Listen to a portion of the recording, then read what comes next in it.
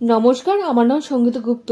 Court state versus nobody Priyadarshi অভিনীত সর্বশেষ Telugu courtroom drama movie. ভারতীয় সিনেমা কোর্টরুম ড্রামা দেশের দর্শকরা বেশি পছন্দ করে।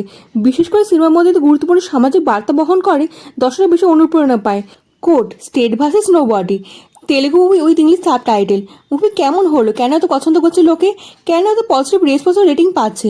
মুভির সাথে কোনো বড় নাম জড়িয়ে নেই, অলরেডি কিং এ ব্যাপারটা ভালো করে বুঝিয়ে দিচ্ছে এই সিনেমা। এই মুভিতে ছেলেকে ফাঁসানো হয়েছে, ছেলের উপর আলাদা চার্জেস লাগানো হয়েছে, এমনকি পক্সো অ্যাক্টও লাগানো হয়েছে।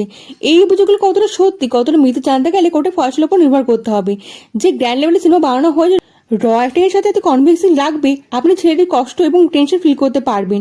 আপনি ফিল করতে পারবেন ভালোবাসা, কষ্ট, কান্না। 2013 সালের ইনসিডেন্ট দেখানো হবে। একটা ফ্যামিলিতে এমন একজন মানুষ আছে যা পজিটিভ চিপ ইগো স্যাটিসফাই করার জন্য যা করবে না দেখে মনে হবে স্ক্রিনে ঢুকে দুটো চর মারি। স্ক্রিনে ঢুকে চর মারতে ইচ্ছা করে, ভাবুন তাহলে কত ভালো অভিনয় না করেছে। মুভি অলমোস্ট 2 ঘন্টা 35 মিনিট। মুভি আপনাকে চুম্বকের মতো স্ত্রীর সঙ্গে আটকে রাখবে। ফার্স্ট হাফ স্টোরি বিল্ড করার জন্য নিয়েছে, আর সেকেন্ড হাফে কোর্টরুম ড্রামা দেখানো হবে। মুভি আপনাকে জয়ভীম সিনেমার কথা মনে করিয়ে দেবে। মুভিতে উচ্চ জাতি নিচু জাতি ব্যাপারটা দেখানো হবে। ইন্ডিয়ান ল সিস্টেম কিরকম সেই ব্যাপারটা আপনি ভালো করে জেনে যাবেন।